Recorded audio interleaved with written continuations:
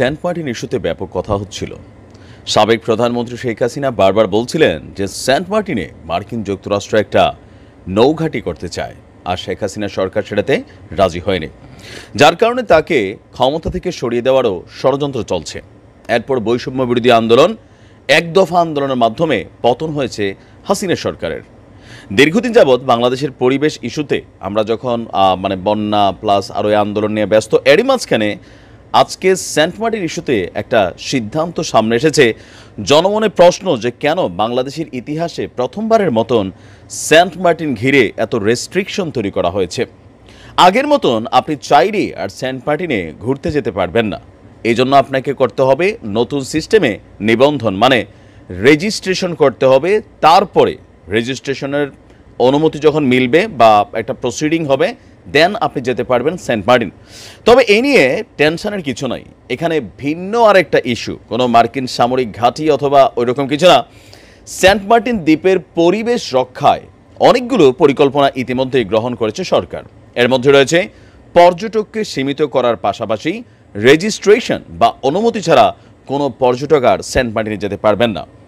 আপনার আজকে কক্সবাজার শহরের একটি হোটেলের সম্মেলন কক্ষে সেন্ট মার্টিন দ্বীপে সিঙ্গেল ইউজ প্লাস্টিক ব্যবহার বন্ধে কনসালটেশন সেমিনারে সভাপতির বক্তব্য রাখতে গিয়ে পরিবেশ অধিদপ্তরের মহাপরিচালক ডক্টর আব্দুল হামিদ তিনি এই তথ্য দিয়েছেন।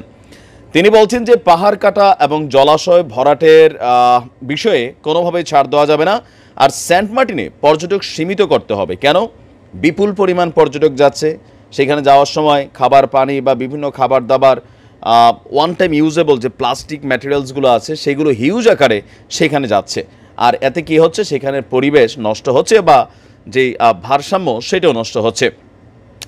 এই কারণেই সেন্ট মার্টিনকে আপনার সীমিত করে, মানে পর্যটকদের সংখ্যাটা সীমিত করা হবে। এর পাশাপাশি সেখানকার মানুষের জীবনমান উন্নয়নের জন্য সরকার কাজ করবে।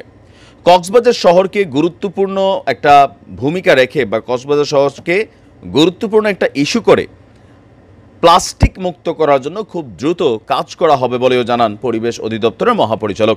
এই সময় সাগরকে প্লাস্টিক মুক্ত রাখতে তিনি সকলের সহযোগিতাও কামনা করেন। বাট সহযোগিতা পাবে না, বাঙালি বড় আমরা ধরেন আবর্জনা প্রিয় জাতি।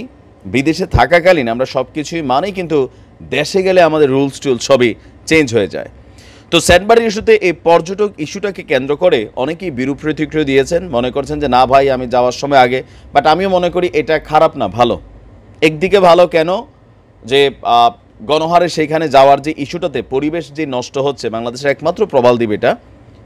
এখন এর পাশাপাশি ভেতরে আর কি কি এখানে পরিবর্তন আনবে, বা আমরা দেখেছি যে সেইখানে বেনজিরের কটেজও তৈরি হয়েছিল, আরও কার কার জানি কটেজ ফটেজ এরকম জায়গাটাকে কিনা, সেটাকে বিশ্রী একটা অবস্থা তৈরি করা হয়েছে। তবে আপাতত আমাদের গণমাধ্যমের বরাতে যতটুকু তথ্য পাচ্ছি সেখান থেকে এটা স্পষ্ট যে সেন্ট মার্টিনকে ঘিরে যা ঘটছে এর পেছনে মার্কিন যুক্তরাষ্ট্রের কোনো ভূমিকা নেই, অথবা এটাকে এই কারণে রেস্ট্রিকশন করা হয় নাই যে সেখানে গোপনে সামরিক ঘাঁটি গড়বে আমেরিকা, আর বাংলাদেশের মানুষ যেন সেটা নজরদারি করতে না পারে, এরকম সুযোগ নাই। এখন তথ্য প্রযুক্তির যুগ, স্যাটেলাইটের যুগ, মুহূর্তে সব কিছু চোখের সামনে প্রকাশ হয়ে যাবে।